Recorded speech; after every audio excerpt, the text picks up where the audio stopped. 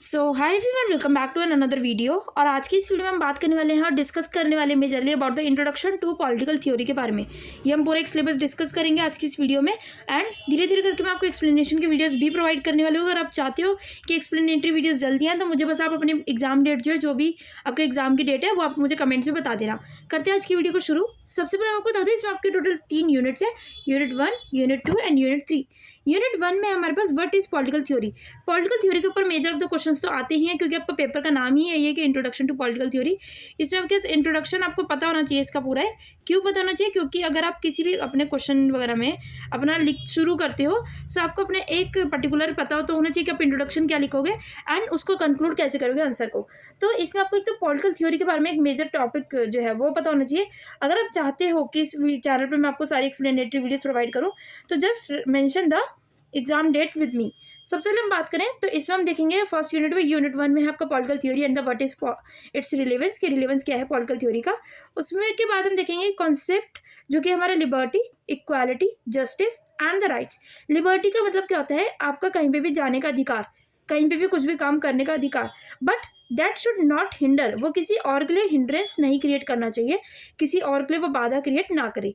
That is the liberty, कि आपके freedom है बट ये नहीं होना चाहिए कि आप किसी और को अटका के खुद वहाँ से निकल रहे हो, खुद वहाँ से सारे अपने फ्रीडम के काम कर रहे हो। Second we have is the equality. Equality का मतलब कहते हैं इक्वल राइट्स। इक्वल राइट्स होने चाहिए for both men and women, for both या फिर ओल्ड पीपल या फिर यंग जनरेशन, सबके लिए इक्वल राइट्स होनी चाहिए। Then we have is justice. Justice मतलब कि इक्वल जस्टिस मिलना चाहिए। ये नहीं है कि अगर कोई अमीर आदमी है या तो उसको जो है जस्टिस के नाम पे उसको जो है कुछ भी सर्व नहीं करना पड़ेगा। उसने कोई बहुत बड़ा क्रिमिनल केस कर दिया तो उसे कुछ भी सर्व नहीं करना पड़ेगा। वहीं एक गरीब आदमी है तो उसको जो है 100 साल के लिए जो वो जेल कर दिया गया या फिर 10 साल के लिए उसे जेल कर दिया गया। तो ये चीज़ पॉसिबल नहीं होनी चाहिए। And then we have is the rights. Rights क्या होते हैं?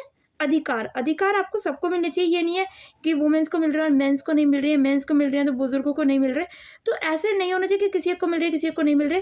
या फिर अगर बात करें कास्ट के बारे में कि पर्टिकुलर एक कास्ट को मिल रहा है और एक कास्ट को नहीं मिल रहे, तो वो चीज़ नहीं होनी चाहिए। Then we have is the debates. Debates in the political theory. So हमारे मेजर डिबेट्स क्या होते हैं पॉलिटिकल थ्योरी के? That is protective discrimination and the principles of fairness. So protective discrimination मतलब कि किसी के साथ डिस्क्रिमिनेशन वगैरह नहीं होनी चाहिए and the principles of fairness. Then is a public versus private debate. ये तो आपका मेजर डिबेट रहता है, लाइक द लिबरलाइजेशन के हमारा एक डिबेट होता है। दूसरा जो liberalization is the private one, जो कि कहते हैं कि हमारे को जो है हमारी जो इकोनॉमी है उससे क्या करना चाहिए? प्राइवेटाइज कर देना चाहिए, लिबरलाइज कर देना चाहिए। तो ये लिबरलाइजेशन इंडिया में कब आया था? That was in 1991। तो ये आपको याद रखना है, इंडिया में लिबरलाइजेशन कब आया था? 1991। एंड जो पब्लिक होता है दैट इज सोशलाइजेशन, या फिर इसको हम बोल सकते हैं हाँ सोशलाइजेशन या फिर सोशलिज्म। अगर अब आपको पता हो कि जो हमारी कंट्रीज़ हैं, मेजर कंट्रीज़ जो कि इस पर्टिकुलर टॉपिक्स पे वर्क करती हैं, लाइक किस पर्टिकुलर कॉन्सेप्ट पे वर्क करती है, लाइक प्राइवेटाइजेशन में अगर हम देखा हमारा है यूएसए, अमेरिका। मेजर जो है वो किस पे वर्क करता है? प्राइवेटाइजेशन पे, कि वो कहता है कि हमारी जो इकॉनमी है वो प्राइवेट होनी चाहिए, लोगों के पास हक होना चाहिए कि वो कहीं पे भी कुछ भी लैंड खरीद सके। दूसरी तरफ हमारे पास आता है रशिया। रशिया इज समवन जो कि क्या कहते हैं कि हमारी जो मतलब पूरी इकॉनमी है वो क्या होनी चाहिए? पब्लिक इकॉनमी होनी चाहिए।